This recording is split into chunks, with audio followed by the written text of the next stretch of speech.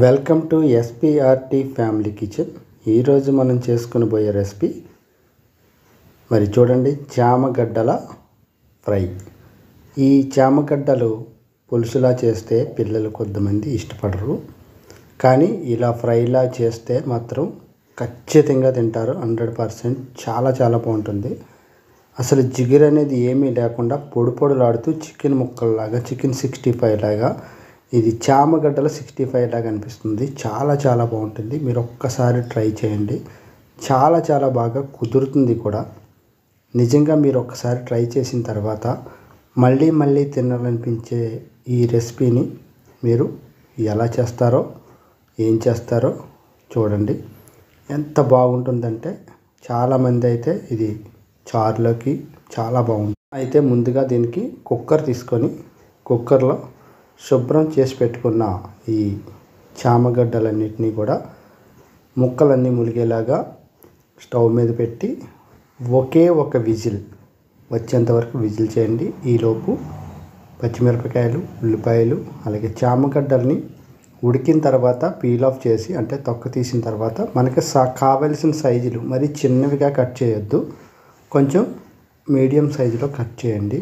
కొద్దిగా బాగా ఎక్కువగా ఉడకకపోయినా కొద్దిగా రైస్ ఫ్లోర్, అంటే బియ్యపు పిండిని వేసి అలా కలిపితే ముక్కలన్నీ కూడా విడివిడిగా ఫామ్ అవుతాయి. తర్వాత స్టవ్ వెలిగించుకొని స్టవ్ మీద మనం కడాయి పెట్టుకొని దాంట్లో ఈ ఫ్రైకి కావలసిన ఆయిల్ ఒక 3 టేబుల్ స్పూన్స్ ఆయిల్ వేసుకోండి.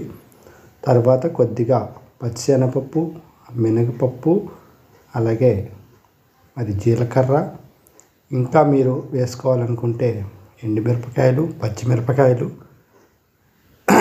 ఇంకా కరివేపాకు, ఇవన్నిటిని వేసి కొద్దిగా ఫ్రై చేయండి. కొద్దిగా ఫ్రై అయిన తర్వాత మనం ముందుగా కట్ చేసి పెట్టుకున్న ఉల్లిపాయలు, పచ్చిమిరపకాయలని కూడా ఈ యొక్క తాలింపు దాంట్లో వేసి బాగా వేగనివ్వండి. ఈ ఉల్లిపాయ, పచ్చిమిరపకాయ బాగా ఫ్రై అవుతే మనకి ఈ ఫ్రై కూడా అంతే టేస్ట్గా ఉంటుంది. కొద్దిగా పసుపు వేయండి, అలాగే కొద్దిగా సాల్ట్ కూడా వేసుకొని బాగా ఫ్రై చేయండి. చాలా చాలా చాలా బాగుంటుంది ఫ్రై. అలాగే ముందుగా మన ఛానల్ చూస్తున్న వాళ్ళు ఎవరైనా మన ఛానల్ని ఒకసారి సబ్స్క్రైబ్ చేయండి, లైక్ చేయండి, షేర్ చేయండి. మనం బియ్యం పిండిని కలిపి పెట్టుకున్న ఈ యొక్క చామగడ్డలన్నీ చూడండి ఎలా విడివిడిగా ఉన్నాయో. అలా విడివిడిగా ఉంటాయి, లేదా కార్న్ఫ్లోర్ వేసినా సరే అలాగే ఉంటాయి. అలా వేసిన ఈ చామగడ్డలన్నిటినీ కూడా ఆయిల్లో వేసి, అంటే ఉల్లిపాయలన్నీ బాగా ఫ్రై అయిన తర్వాత అలా బాగా కలపండి. సిమ్లో పెట్టి బాగా ఫ్రై చేయండి. ఆయిల్లో బాగా ఫ్రై అవుతే మనకి చాలా చాలా బాగుంటాయి. ఈ చామగడ్డలు జిగురు అనేది అస్సలు ఉండదండి. అలా కాకుండా మనం దీన్ని అనేక రకాలుగా ఈ చామగడ్డలు ఉపయోగించవచ్చు. ఇవి చాలా ఆరోగ్యకరమైనవి కూడా, పిల్లలకి, పెద్దలకి, అందరికీ కూడా.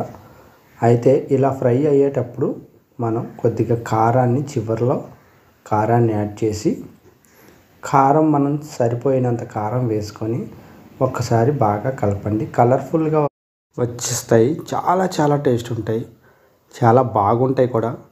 నాకు తెలిసి ఉత్తి నోటినే తినేయాలనిపిస్తుంది. ఇది పెరుగన్నం, మజ్జిగన్నంలో కానీ, చారు లేదా సాంబార్లో కానీ నంచుకొని తింటే మరి యమ టేస్ట్ అండి. ఎంతో ఈజీగా, ఎంతో సింపుల్గా, చాలా తొందరగా, నాకు తెలిసి ఈవినింగ్ స్నాక్స్ కింద కూడా పిల్లలకి పెట్టేయచ్చు. చాలా చాలా జ్యూసీగా, హాట్గా ఉంటాయి. ఒక్కసారి ట్రై చేయండి.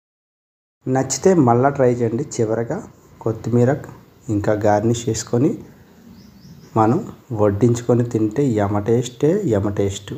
మీరు అందరూ కూడా మన ఛానల్ని ఒక్కసారి లైక్ చేయండి, సబ్స్క్రైబ్ చేయండి, ఇంకా మన ఛానల్ నచ్చినట్టయితే షేర్ చేయండి. Thank you.